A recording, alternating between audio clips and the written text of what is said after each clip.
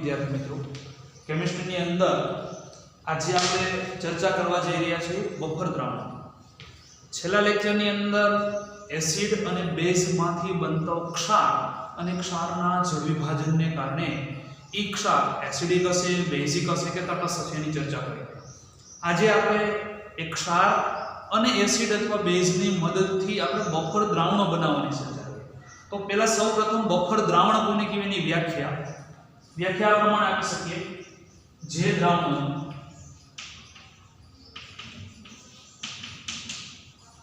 મંદન કરતા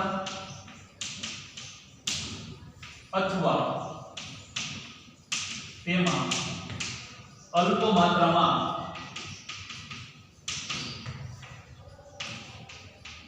એસિડ કે બેઝ, ઘણી વખત બેઝની જગ્યાએ આલ્કલી પણ ઉલ્લેખ કરે છે, એસિડ કે બેઝ ઉમેરતા pH ના ફેરફારનો પ્રતિકાર કરે તેવા દ્રાવણોને બફર દ્રાવણો કહે છે. વિદ્યાર્થી મિત્રો, આનો મતલબ એમ કહી શકાય કે બફર દ્રાવણ એટલે એવા પ્રકારનું દ્રાવણ કે જેની pH અચળ રહે. એને પાણી ઉમેરીએ એટલે કે મંથન કરીએ તો પણ એની pH માં ફેરફાર ન થાય, એની અંદર થોડી માત્રાની અંદર એસિડ ઉમેરીએ અથવા બેઝ ઉમેરીએ છતાં પણ એની pH બદલાય નહીં, એવા પ્રકારના દ્રાવણોને બફર દ્રાવણ કહેવાય. વિદ્યાર્થી મિત્રો, બફર દ્રાવણ આપણા શરીરની અંદર અને કેટલીક વસ્તુ બનાવવા માટે ખૂબ જ ઉપયોગી હોય છે. તો પહેલા બફર દ્રાવણોના પ્રકાર વાત કરીએ. તો બફર દ્રાવણના વિદ્યાર્થી મિત્રો બે પ્રકાર. બફર દ્રાવણો એના બે પ્રકાર કે જેની pH 7 કરતા ઓછી મેન્ટેન થતી હોય, જેની pH 7 કરતા ઓછી મેન્ટેન થતી હોય એવા પ્રકારના બફર દ્રાવણો જેને એસિડિક બફર દ્રાવણ તરીકે ઓળખાય. એસિડિક બફર દ્રાવણ જેની pH 7 કરતા વધારે મેન્ટેન થતી હોય, pH 7 કરતા વધારે, વિદ્યાર્થી મિત્રો, એવા બફર દ્રાવણને બેઝિક બફર દ્રાવણ તરીકે ઓળખાય છે. એસિડિક બફર દ્રાવણો કઈ રીતે બનાવી શકાય અને બેઝિક બફર દ્રાવણ કઈ રીતે બનાવી શકાય? તો વિદ્યાર્થી મિત્રો, આપણે પહેલા વ્યાખ્યા આપી કે pH 7 કરતા ઓછી હોય એવા પ્રકારના બફર દ્રાવણોને એસિડિક બફર દ્રાવણ કહેવાય. જેની pH 7 કરતા વધારે હોય એવા પ્રકારના બફર દ્રાવણને બેઝિક બફર દ્રાવણ કહેવાય. તો એસિડિક બફર દ્રાવણના ઉદાહરણ તો કે એના માટે જરૂરી છે નિર્બળ એસિડ અને પ્લસ નિર્બળ એસિડનો પ્રબળ બેઝનો ક્ષાર, પ્રબળ બેઝ સાથેનો ક્ષાર. એટલે એનો મતલબ કે નિર્બળ એસિડ અને ક્ષારથી એસિડિક બફર દ્રાવણ બને. ઉદાહરણ સમજીએ તો વધારે ખ્યાલ પડે. દાખલા તરીકે ઉદાહરણ તરીકે હું CH3COOH લઉં અને એ જ એસિડનો પ્રબળ બેઝ એટલે કે સોડિયમ હાઇડ્રોક્સાઇડ સાથેનો ક્ષાર. આપણે ચર્ચા આગળ કરી એ પ્રમાણે કે સોડિયમ હાઇડ્રોક્સાઇડ સાથેનો ક્ષાર એટલે એસિડિક એસિડ અને સોડિયમ એસિડેટ, આ બંનેની pH વિદ્યાર્થી મિત્રો મેન્ટેન હોય છે અને એની pH એ 4.75 pH મેન્ટેન રાખે છે. સેમ એ જ પ્રકારે બેઝિક બફર દ્રાવણની વાત કરીએ તો બેઝિક બફર દ્રાવણ એટલે નિર્બળ બેઝ પ્લસ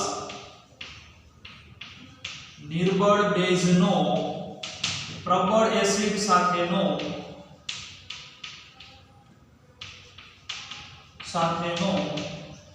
ક્ષાર. ઉદાહરણ તરીકે નિર્બળ બેઝ તરીકે હું એમોનિયમ હાઇડ્રોક્સાઇડ અને એમોનિયમ હાઇડ્રોક્સાઇડનો HCl સાથેનો ક્ષાર, એટલે આ બંનેના મિશ્રણને પ્રબળ, જેનું મૂલ્ય વિદ્યાર્થી મિત્રો કે જેની pH એ 9.25, એ 7 કરતા વધારે બેઝિક બફર દ્રાવણ, 7 કરતા ઓછું એસિડિક બફર દ્રાવણ. આ ઉપરાંત અન્ય ઉદાહરણ સમજીએ તો બેન્ઝોઇક એસિડ અને પોટેશિયમ બેન્ઝોએટ. બેન્ઝોઇક એસિડ ભાગ 2 ની અંદર આપણે સમજવાના છે બેન્ઝોઇક એસિડ અને એ બેન્ઝોઇક એસિડનો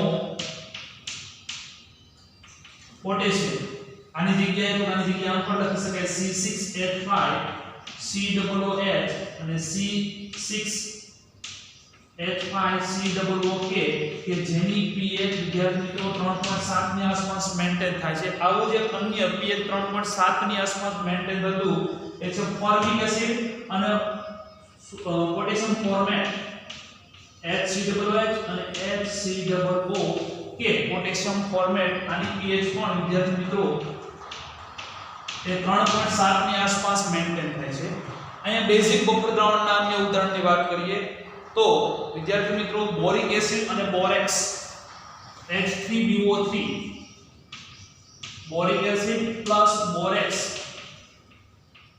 Na4B2O7 આપણે જાણીએ છીએ Na4B2O7 કે જેને બોરેક્સ તરીકે ઓળખવામાં આવે છે જેની pH 8 છે. Na2B4O7 કે જેની pH મિત્રો 8 છે. તો આ એના ઉદાહરણ થયા, લખી લઈએ. વિદ્યાર્થી મિત્રો ઉપયોગિતાની વાત કરીએ તો જૈવ રાસાયણિક પ્રક્રિયાઓમાં વૈદ્યકીય ઔષધોની અંદર સૌંદર્ય પ્રસાધન ઉદ્યોગોની અંદર રાસાયણિક પૃથ્થકરણની અંદર આ ઉપરાંત ખેતી માટે પણ pH ખૂબ જ ઉપયોગી છે મેન્ટેન કરવી. અને એટલા જ માટે આ pH મેન્ટેન થવા માટે બફર દ્રાવણનો ઉપયોગ કરવામાં આવે છે, જેમ કે જૈવ રાસાયણિક પ્રક્રિયાઓની અંદર ઉદાહરણ તરીકે લોહીની pH અને પેશાબની pH એ બંને મેન્ટેન હોય તો જ જૈવ રાસાયણિક પ્રક્રિયાઓ એ યોગ્ય રીતે કામ કરી શકે. જો એમાં pH માં ફેરફાર થાય તો વિદ્યાર્થી મિત્રો રોગ પ્રેરે છે. એ જ રીતે જે ઔષધો એટલે કે જે દવાઓનો ઉપયોગ કરવામાં આવે છે એમાં પણ pH મેન્ટેન કરવામાં આવે છે, નહીંતર એની આડઅસર થશે. સૌંદર્ય પ્રસાધનો એટલે કે જે બ્યુટી ક્રીમ વપરાય છે સૌંદર્ય પ્રસાધન માટે, એ તમામ ક્રીમની અંદર પણ pH મેન્ટેન કરવામાં આવે છે. જો એની pH માં ફેરફાર થાય તો એ ત્વચાને નુકસાન પહોંચાડે છે. ઉદ્યોગોની અંદર કાગળ, કાપડ, કાચ, રંગ, શાહી, ઔષધ વગેરેની અંદર ઇન્ડસ્ટ્રીયલ પ્રોસેસની અંદર એના પ્રક્રિયાની બનાવટ માટે pH મેન્ટેન કરવી જરૂરી હોય છે. અને એની અંદર pH મેન્ટેન કરવા માટે બફર દ્રાવણનો ઉપયોગ થાય છે. આ જ રીતે રાસાયણિક પૃથ્થકરણની અંદર ધોરણ 12 ની અંદર જે પ્રેક્ટિકલ આવે છે અનુમાપન પ્રયોગો, અકાર્બનિક અનુમાપનના પ્રયોગો, વિદ્યાર્થી મિત્રો એમાં સમૂહ 2 અને સમૂહ 3 થી શરૂ કરીને સમૂહ 4 સુધી જે સમૂહમાંથી ધનાયનનું અવક્ષેપણ કરવા માટે pH મેન્ટેન કરવા માટે અલગ અલગ પ્રકારના બફર દ્રાવણોનો ઉપયોગ કરવામાં આવે છે. તો વિદ્યાર્થી મિત્રો આ રીતથી બફર દ્રાવણો એની ઉપયોગિતા ટૂંકમાં લખેલી છે, જેને આપણે નોંધી લઈએ. વિદ્યાર્થી મિત્રો બફર દ્રાવણની pH માપવા માટે જે સમીકરણ વપરાય છે એ છે હેન્ડરસન-હેસલબેક સમીકરણ. તો આપણે હેન્ડરસન-હેસલબેક સમીકરણની તારવણી મેળવીએ. આપણે વિદ્યાર્થી મિત્રો એસિડિક દ્રાવણ અને બેઝિક દ્રાવણ બંને દ્રાવણો માટે હેન્ડરસન-હેસલબેકનું સમીકરણ તારવી શકીએ.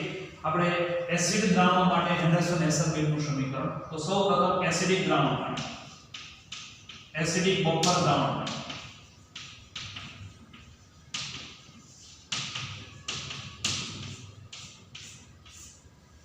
હેન્ડરસન-હેસલબેકનું સમીકરણ તારવીએ.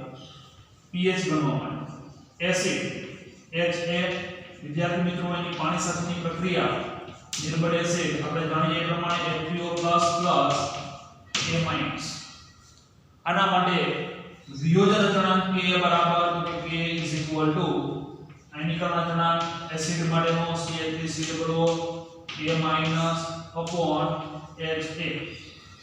આપણે pH મેળવીએ છીએ વિદ્યાર્થી મિત્રો. pH મેળવવા માટે H3O+ ને સૂત્રનો કરતા બનાવીએ તો H3O+ ને સૂત્રનો કરતા બનાવીએ એટલે સામે ગુણાંકમાં જશે એટલે K HA ની સાંદ્રતા એના છેદમાં A માઈનસની સાંદ્રતા. મારે H3O+ ની સાંદ્રતાનો ઋણ લઘુગુણક એટલે આપણે એને pH તરીકે ઓળખી શકીએ. એટલે બંને બાજુ માઈનસ log વડે ગુણતા minus log H3O+ minus log Ka minus log બંને વચ્ચેનો ગુણાકારનો સંબંધ છે એટલે બંનેનો સરવાળો તો માઈનસ log વડે ગુણ્યા એટલા માટે માઈનસ HA A-.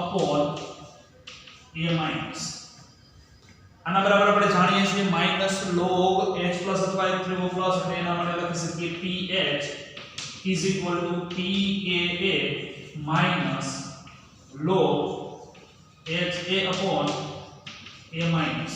જો આપણે એને ઉલટાવવામાં આવે તો માઈનસ છે એની જગ્યાએ કિંમત કેવી જશે પ્લસ થઈ જશે અને એટલા જ માટે pH બરાબર PKA plus log A minus એના છેદમાં HA એટલે કે pH બરાબર PKA plus log A minus એટલે વિદ્યાર્થી મિત્રો A minus એટલે સંયુગ્મ બેઝ એસિડ નો સંયુગ્મ બેઝ અને છેદમાં A નિર્બળ એસિડ ની સાંદ્રતા અથવા નિર્બળ એસિડ અથવા ખાલી એસિડ ની સાંદ્રતા આ સમીકરણને એન્ડરસન હેસલબેક સમીકરણ તરીકે ઓળખવામાં આવે છે એન્ડરસન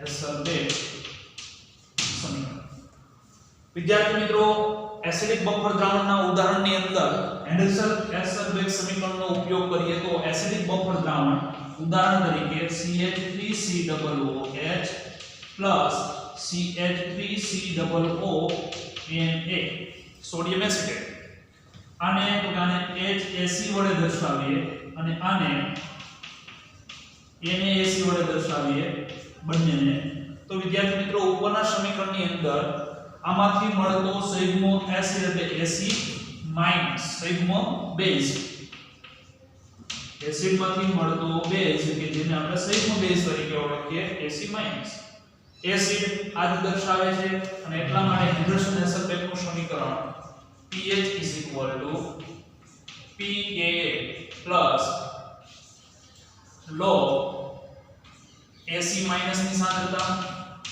એના છેદમાં HAC ની સાંદ્રતા વિદ્યાર્થી મિત્રો આ જે છે એ પ્રબળ સંપૂર્ણ આયનીકરણ થશે કારણ કે એની અંદર આ પ્રબળ ભાગ છે અને એટલા જ માટે NaC એનું સંપૂર્ણ આયનીકરણથી Na+ AC- ઉત્પન્ન આનો મતલબ એમ કહી શકાય કે અહીંયા સમાન આયનને કારણે બંનેમાં AC- જોવા મળશે એટલે AC- ની સાંદ્રતા જે કાંઈ હશે એ શેને કારણે હશે ક્ષારને કારણે એટલે આના માટે આપણે સમીકરણ આમ પણ લખી શકીએ કે pH બરાબર PKA log AC- ની સાંદ્રતા એટલે કે ક્ષારની સાંદ્રતા એના છેદમાં HAC ની સાંદ્રતા એટલે કે એસિડની સાંદ્રતા વિદ્યાર્થી મિત્રો આ એસિડ માટે pK ની વેલ્યુએશન આપણે જાણીએ છીએ 4.75 pK ની વેલ્યુએશન છે કિંમત મૂકીએ તો pH 4.75 log ક્ષારની સાંદ્રતા છેદમાં એસિડની સાંદ્રતા જો બંનેની સાંદ્રતા એક સમાન હોય એટલે ક્ષાર અને એસિડની સાંદ્રતા સમાન હોય તો આની કિંમત 1 થાય અને 1 થાય તેથી કરીને pH કેટલી મળે 4.75 ક્યારે તો કે જ્યારે AC- ની સાંદ્રતા અથવા તો ક્ષારની સાંદ્રતા એ HAC ની સાંદ્રતા જેટલી થાય બંનેની સાંદ્રતા ક્યારે સમાન થશે તો HAC નું વિયોજન સમજીએ તો H++ AC- વિદ્યાર્થી મિત્રો અહીંયા શરૂઆતમાં લીધેલી સાંદ્રતા દાખલા તરીકે 0.1 મોલર HAC લો અને એની અંદર હું 0.1 મોલર સોડિયમ એસિટેટ ઉમેરું એટલે અહીંયા તો કે આની વિયોજન અવિયોજિત એસિડિક એસિડની સાંદ્રતા 0.1 મોલર અને આમાંથી વિયોજન પામેલી સાંદ્રતા પણ 0.1 મોલર બંને સમાન થાય તો pH મેન્ટેન કરી શકાય આ હેન્ડરસન હેસલબેક એસિડિક દ્રાવણ માટેનું સૂત્ર થયું જે પ્રમાણે એસિડિક બફર દ્રાવણ માટેનું હેન્ડરસન હેસલબેકનું સમીકરણ લખ્યું હતું એ જ પ્રમાણે જો બેઝ માટે લખવું હોય તો વિદ્યાર્થી મિત્રો POH PKB log ત્યાં હતું સંયુગ્મ બેઝ અહીંયા વિદ્યાર્થી મિત્રો એનો સંયુગ્મ એસિડ અને છેદમાં બેઝની સાંદ્રતા આ થયું pOH નું સૂત્ર જો આપણે pH નું સૂત્ર લખવું હોય તો pH ના સૂત્ર માટે આપણે જાણીએ છીએ કે pH + pOH is equal to pKw અને pKa plus pKb is equal two પણ pKw. બંને સૂત્ર આપણે જાણીએ. બંને સૂત્રમાંથી ઉપરના સૂત્રમાંથી pOH ને સૂત્રનો કરતા બનાવીએ એટલે લખી શકાય pKw માઈનસ pH. નીચેના સૂત્રમાંથી pKb ને સૂત્રનો કરતા બનાવીએ એટલે pKw માઈનસ pKa. આ બંને સમીકરણ ઉપરની pOH ની જગ્યાએ આ અને pKb ની જગ્યાએ સમીકરણ મૂકીએ તો સૂત્ર મળશે pKw minus pH is equal to pKw minus pKa plus log સંયુગ્મ એસિડ એના છેદમાં બેઝ.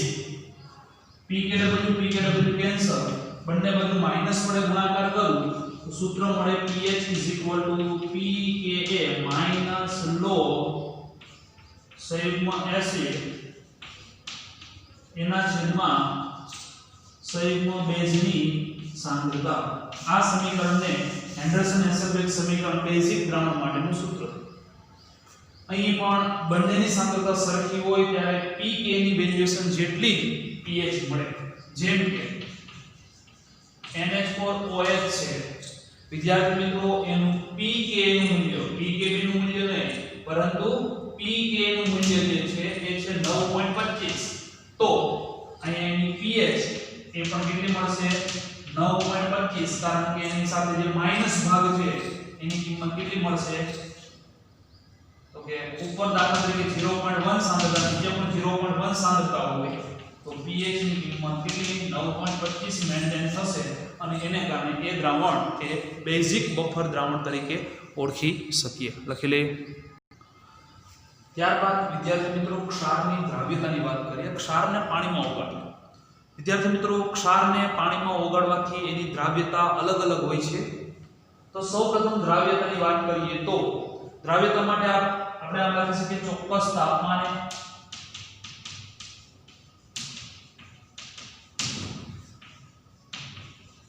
દ્રાવ્યના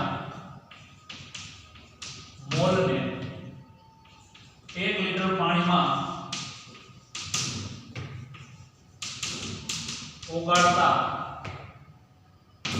આને કહેવાય ક્ષારની દ્રાવ્યતા. વિદ્યાર્થી મિત્રો ક્ષારની દ્રાવ્યતા અલગ અલગ હોય છે એને કારણે ક્ષારના 3 પ્રકાર પાડી શકાય. દ્રાવ્ય ક્ષાર, ઓછા દ્રાવ્ય ક્ષાર અને ત્રીજો પ્રકાર વિદ્યાર્થી મિત્રો અલ્પ દ્રાવ્ય ક્ષાર.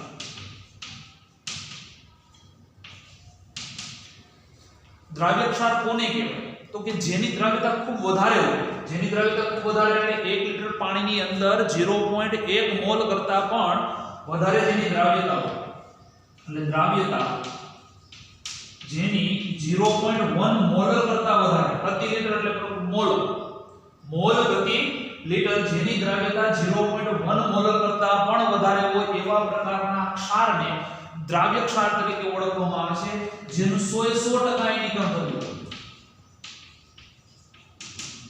એવા પ્રકારના એટલે કે પ્રબળ વિદ્યુત વિભાજ્ય પદાર્થ ઉદાહરણ તરીકે NaCl છે,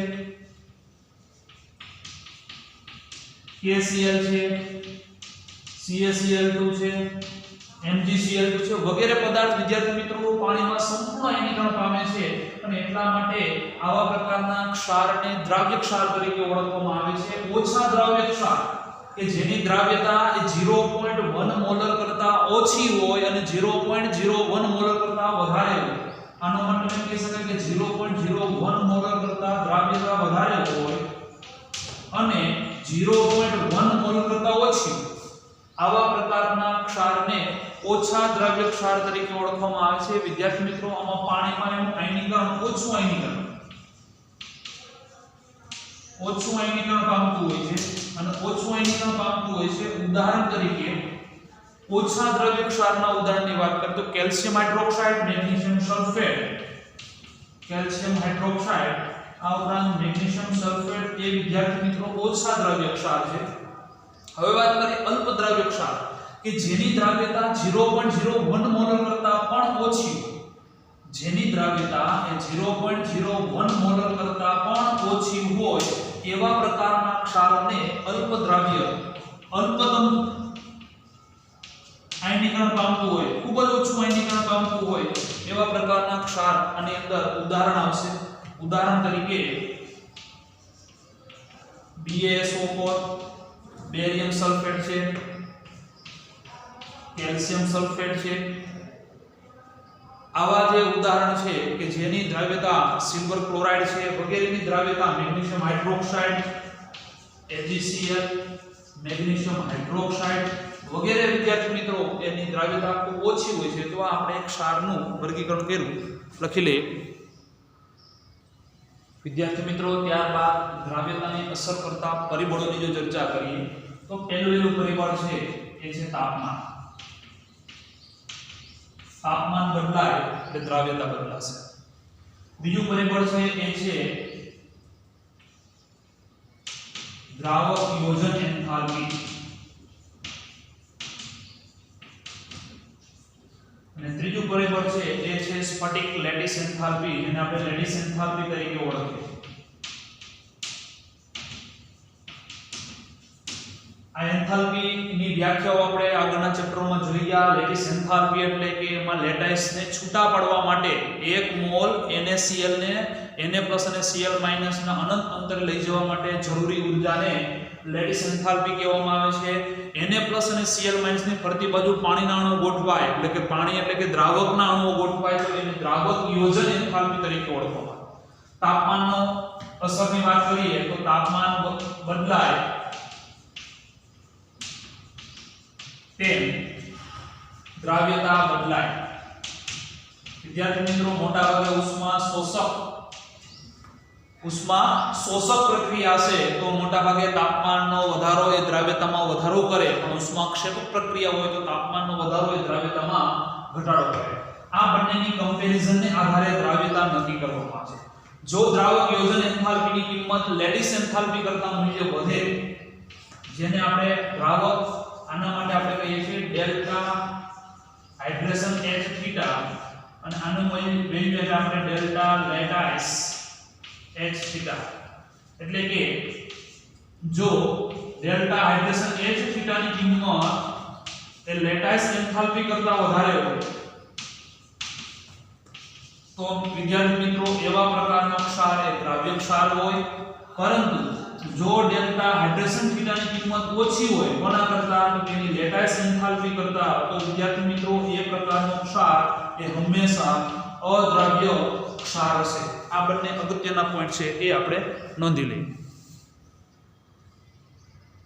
ત્યારબાદ વિદ્યાર્થી મિત્રો અલ્પ દ્રાવ્ય ક્ષાર માટે દ્રાવ્યતા ગુણાકાર અચળાંક જેને KSP, S for strongly soluble, P for product, KSP.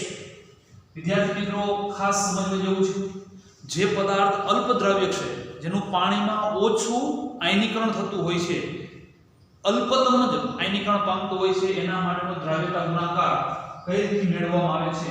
દાખલા તરીકે બેરિયમ સલ્ફેટ BaSO4 સોલિડ અવસ્થામાં છે, એની અંદર જ્યારે પાણી ઉમેરવામાં આવે ત્યારે એમાં અલ્પતમ એ Ba+2 અને SO4-2 એ બંને સ્પ્રિંગલી સોલ્યુબલ પ્રોડક્ટ થાય છે, માત્ર ને માત્ર થોડાક આયનોમાં દ્રાવ્ય થાય છે.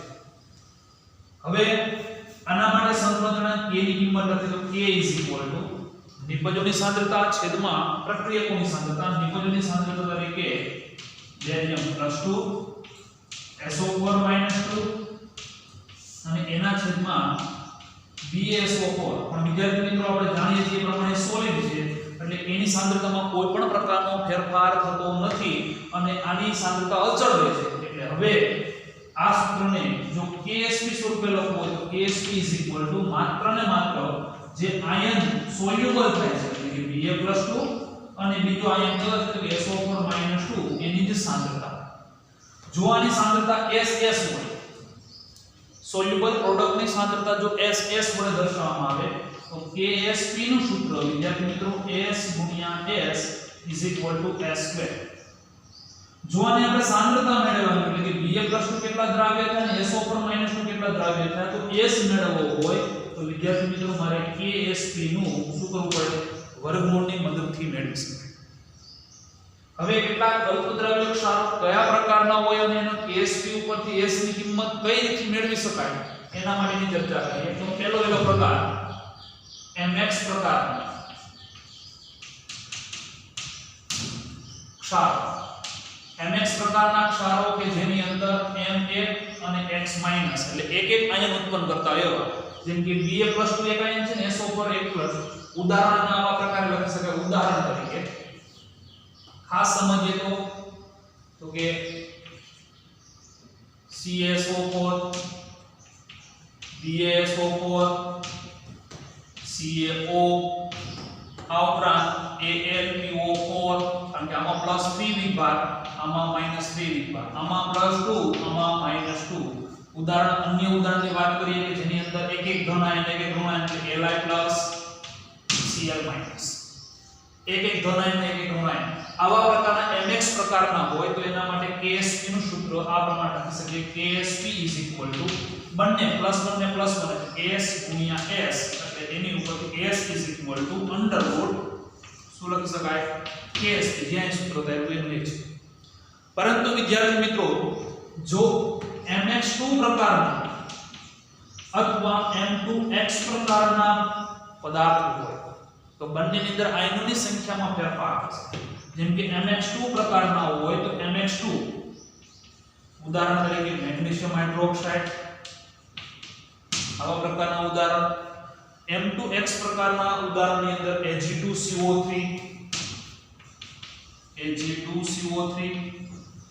આ Mx પ્રકારનું ઉદાહરણ છે. આ બંને એક ઉદાહરણ લઈએ તો આનું આયનીકરણ થી M+2 + 2x આના માટે S અને આના માટે 2x તો Ksp બરાબર શું લખાય તો Ksp બરાબર M+2 ની સાંદ્રતા એને ગુણ્યા x - ની સાંદ્રતા એનો શું કરવો પડે સ્ક્વેર તો Ksp આની સાંદ્રતા S આની સાંદ્રતા 2s એનો વર્ગ એટલે કેટલા થશે 4s નો ઘન કારણ કે s² એને ગુણ્યા s એટલે 4s નો ઘન તો s હું લખાય તો કે Ksp એના છેદમાં 4 અને એનું કયું મૂળ ઘનમૂળ આ રીતે મેળવી શકાય. લખી લ્યો પહેલા. ત્યારબાદ વિદ્યાર્થી મિત્રો જો Mx3 પ્રકાર જેમ કે એલ્યુમિનિયમ હાઇડ્રોક્સાઇડ એલ્યુમિનિયમ ક્લોરાઇડ અથવા M3X પ્રકારના જેમ કે સિલ્વર ફોસ્ફેટ આવા પ્રકારના હોય તો એના માટે Ksp નું સૂત્ર અને એને આધારિત દ્રાવ્યતા કઈ રીતે મેળવવી S4 દ્રાવ્યતા તો આનું સૂત્ર લખીએ તો Mx3 gives M+3 + 3x - same એજ રીતથી M3X લખીએ તો એના માટે લખી શકીએ M ક્રોસમાં એટલે +1 કેટલા તો કે 3 અને x ઉપર કેટલો વિભાગ -3 બંને માટે એક સરખી રીતે સમજી શકાય. આની સોલ્યુબિલિટી S આની સોલ્યુબિલિટી S એટલે દ્રાવ્યતા જ્યાં S બરાબર શું લખી શકાય દ્રાવ્યતા સોલ્યુબિલિટી અંગ્રેજીમાં સોલ્યુબિલિટી.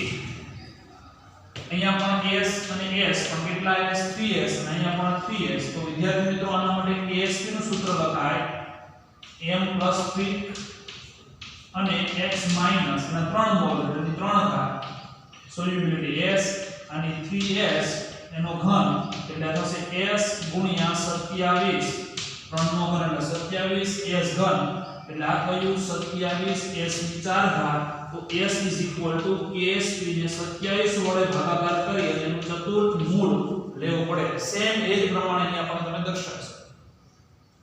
વિદ્યાર્થી મિત્રો આની જગ્યાએ જો 2 3 પ્રકાર એટલે કે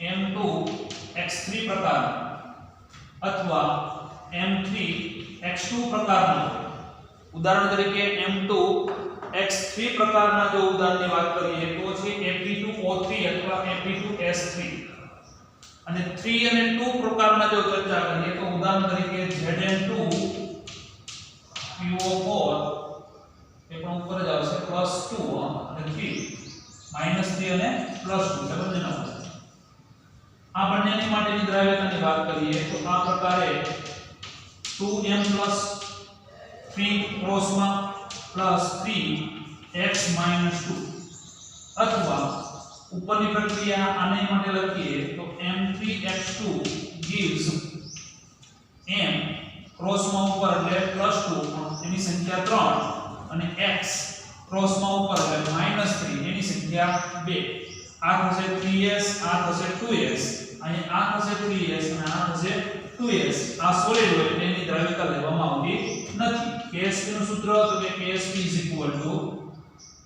m + 3 Mb એનો square s minus x minus 2 એનો ઘન કિંમત મૂકીએ તો અહીંયા આની કિંમત કેટલી છે તો કે 2s એનો વર્ગ અને 3x એનો ઘન એટલે આ થશે 4s સ્ક્વેર એને ગુણ્યા 3 નો વર્ગ એટલે 27s ઘન 27 તો એટલે 108 અને s ની કેટલી થશે 5 ઘાત જો આની મદદથી s મેળવવાનો હોય તો KSP ને 108 વડે ભાગાકાર કરી અને એનું પંચમૂળ કાઢવાથી એનો દ્રાવ્યતા મેળવી શકાય લખી લઈએ એના આધારે કોયડો સમજીએ 7.26 A2x3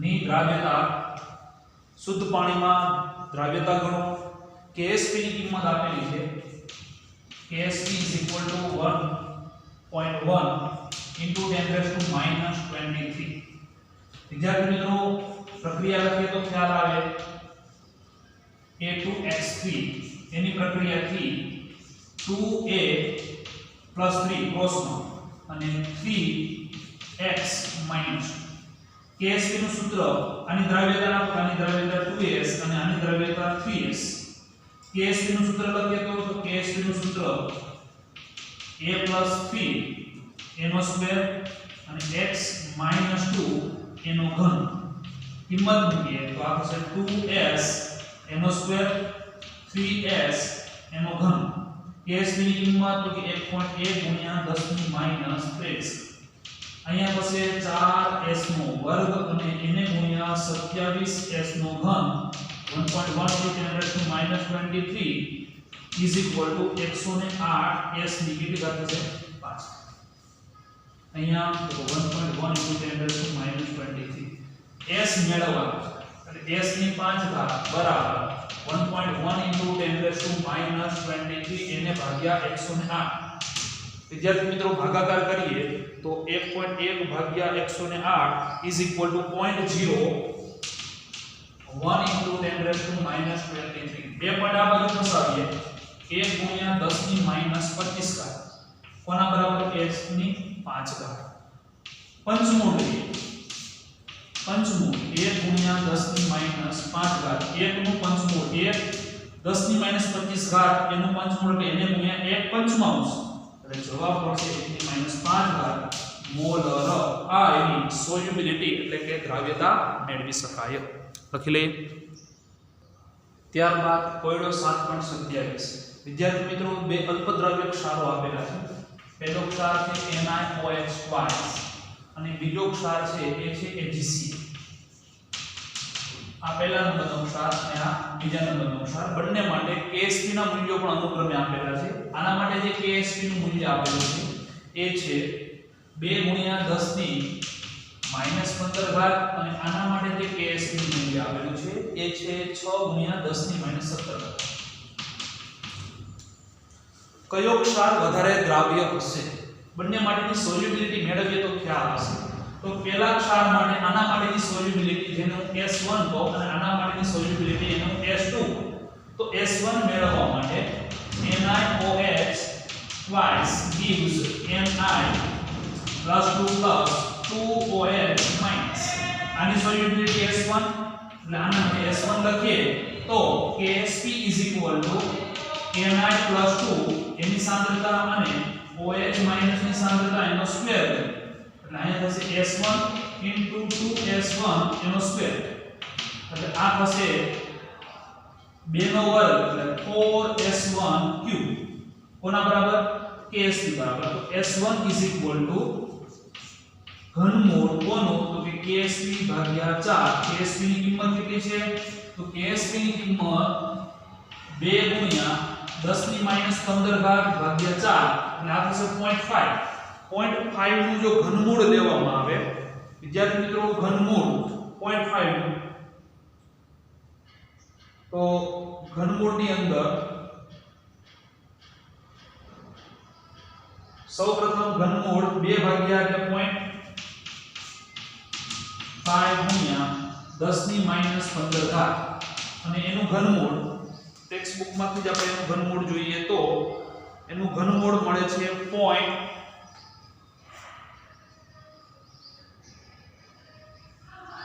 ksp ની કિંમત એટલે એને આધારે કિંમત s2 એટલે 0.58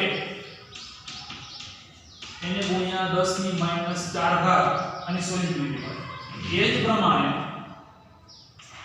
AgCN છે એમાંથી Ag પ્લસ Cn S2 બંને એકાયન છે તો Ksp શું લખી શકાય તો કે Ag ની સાંદ્રતા એને ગુણ્યા Cn ની સાંદ્રતા S2 ગુણ્યા S2 એટલે S2 નો વર્ગ અને therefore S2 વર્ગમૂળમાં Ksp એટલે કે 6 ગુણ્યા 10 ની -17 ઘાત એનું વર્ગમૂળ ન નીકળે એટલે 0.6 * 10⁻⁻80